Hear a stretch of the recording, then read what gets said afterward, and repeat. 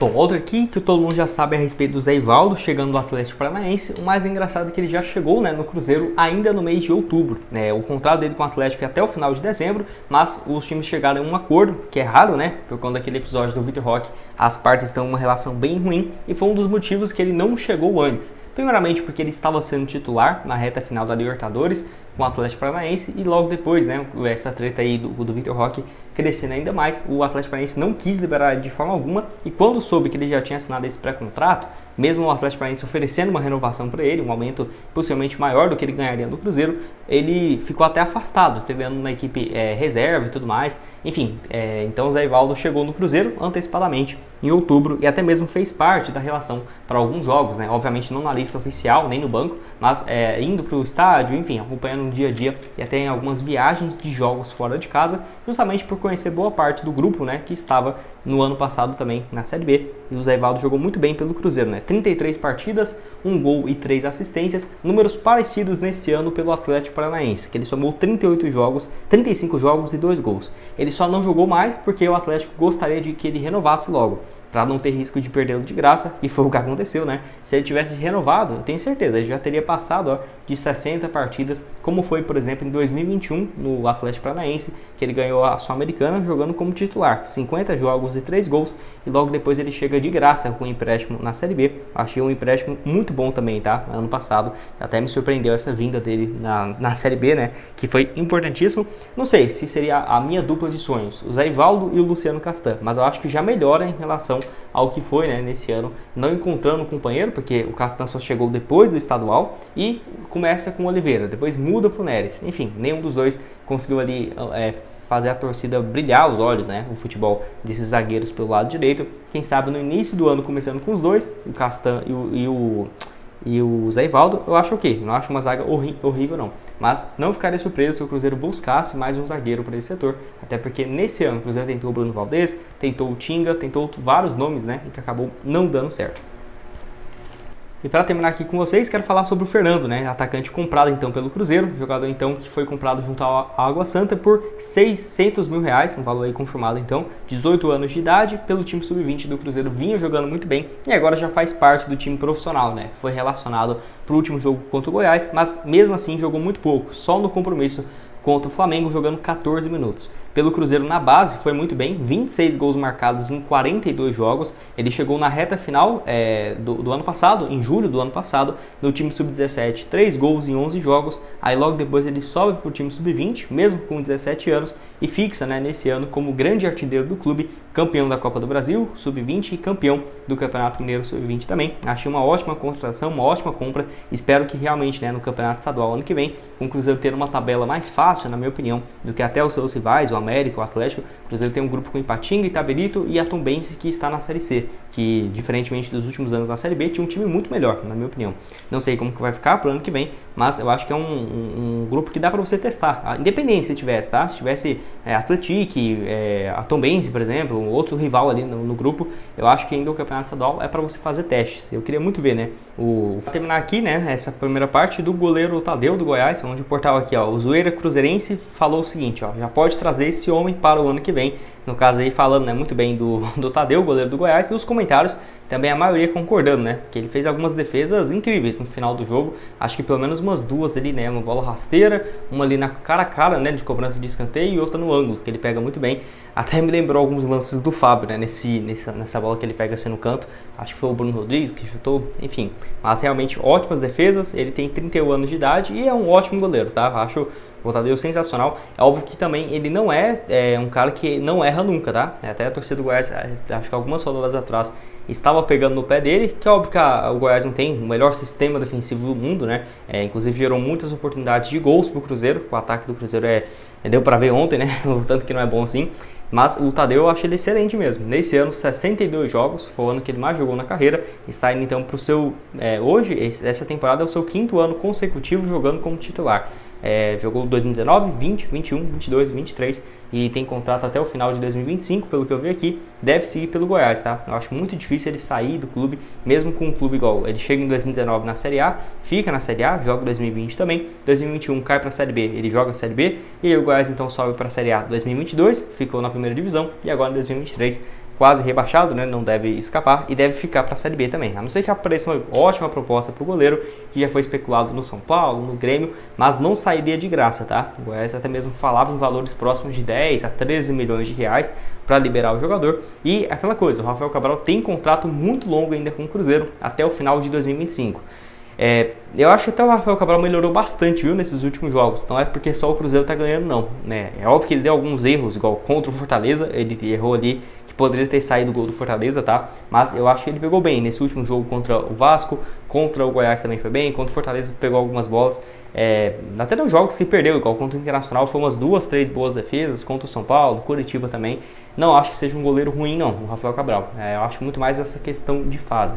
Eu acho que o Cruzeiro, assim, no geral, tendo bons companheiros ali na dupla de zaga, mesmo o Cruzeiro não sofrendo gols, eu acho que poderia ser muito mais, por exemplo, na minha opinião, muito menos vazado do que foi nessa temporada. E olha que a zaga do Cruzeiro não sofreu muitos gols. Então não acho que mereça tantas críticas assim o Rafael Cabral, de, nossa, tem que sair agora, é terrível, tem que mudar para o ano que vem. Não, tem que testar. Se continuar realmente... os números dele, do Matheus Pereira, nesse último compromisso contra o Atlético Paranaense, empate em 1-1. Um ponto importantíssimo, né? Que saiu esse gol aí, um machado do Matheus Pereira, um golaço, onde tá aqui, ó, o site SofaScore e o blog da Raposa. 90 minutos jogados, um gol, 43 de 55 passes certos, aproveitamento de 78%, muito bom, 2 passes decisivos, 2 de 5 cruzamentos precisos e 3 de 5 bolas longas precisas. Sofreu o pênalti, uma tentativa de drible concedida e que deu certo, né? Uma nota no SofaScore de 8.2, muito boa realmente. A média dele lá no SofaScore tem sido muito boa também, né? Eu vou deixar aqui então para vocês. Até aqui, ó, do lado do SofaScore, que dá para ver por onde que ele atua mais.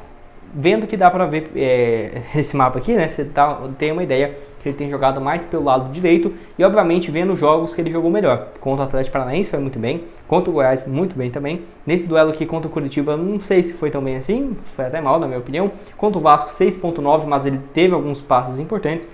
No total, então, 13 jogos e marcou o seu primeiro gol. Espero eu que o primeiro de muitos, né? E, obviamente, as estatísticas aqui, os números, às vezes você olha aqui foi uma nota baixa e tudo mais, mas o que ele faz dentro de campo é realmente bem impressionante. Os passes, dá pra ver que é um cara bem diferenciado e que ficando, por exemplo, pro ano que vem, né, mais uma temporada completa, fazendo uma preparação, Campeonato Mineiro, novo treinador chegando que gosta de um estilo de jogo ofensivo, eu acho que o Matheus Pereira tem tudo para dar muito certo aqui ainda no Cruzeiro, tá? E depois desse bom jogo contra o Atlético Paranaense, vários torcedores de vários times do Brasil pedindo, né, o jogador no seu time, muitos torcedores que eu vi do Flamengo, do Palmeiras e do Botafogo, né, que foram os clubes no qual o Matheus Pereira foi especulado para vir no Brasil, para voltar, né, tanto em 2022 quanto em 2023, antes dele ter esse acerto, né, com o Cruzeiro em julho desse ano. Não acho, por exemplo, que ele vá sair da Raposa para jogar em outro time do Brasil, primeiramente porque ele torce para o Cruzeiro e porque ele tem um contrato até o meio do ano. Então, até o meio do ano, não acho que ele vai sair do Cruzeiro para o ano que vem. Só se seria um cenário, por exemplo, do Cruzeiro cair para uma Série B. Aí, quem sabe, né? Eu acho que faria total sentido você abrir mão do jogador que tem um salário na casa dos R$1 milhão por mês, e isso somente que o Cruzeiro paga, né? Então, é um custo bem alto e caso a Raposa queira ficá-lo com ele em definitivo, tem um valor fixado em 10 milhões de euros. Algo próximo da casa hoje dos 53, 52 milhões de reais, que é aquela coisa, é um valor bem alto. Se fosse para o Cruzeiro comprar agora, no final dessa temporada, ou até no meio do ano que vem à vista, não teria qualquer condições.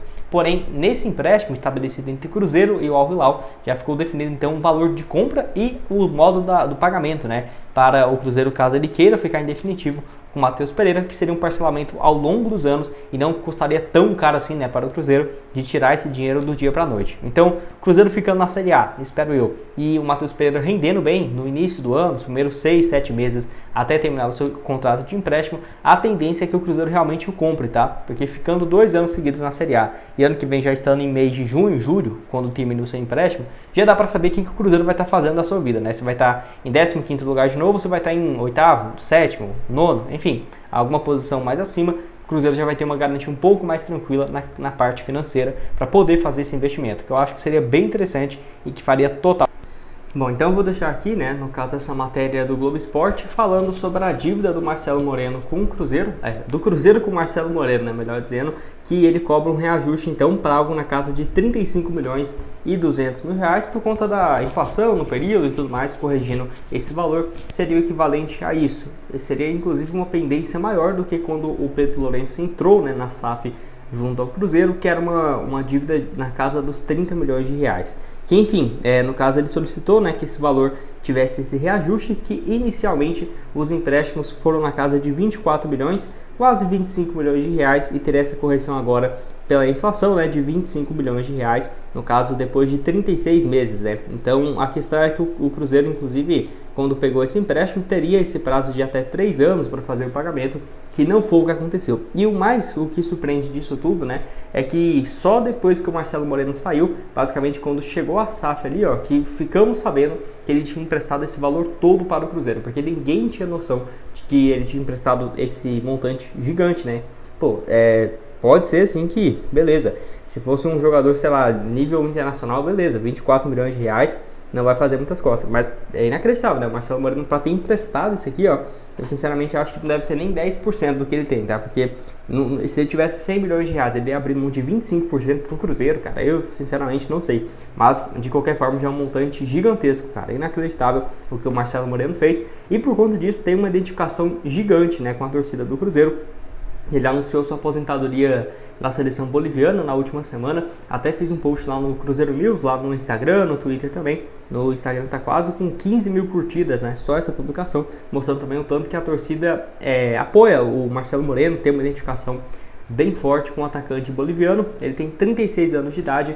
Desde quando chegou no Cruzeiro não conseguiu ir muito bem, dentro de campo não conseguiu jogar com muita frequência e nem marcar muitos gols, mas fora dele foi crucial, né, para o Cruzeiro conseguir essa sua, pelo menos, permanência nos últimos 2 anos que ele esteve aqui na Série B. 2020 ele marcou 3 gols apenas em 32 jogos, 2021 22 jogos, 6 gols, ele volta ali e começa a marcar alguns gols, né, contra o Operário, Londrina, acho que Sampaio Corrêa também, enfim, ele faz uma sequência de gols, mas não continua para 2022.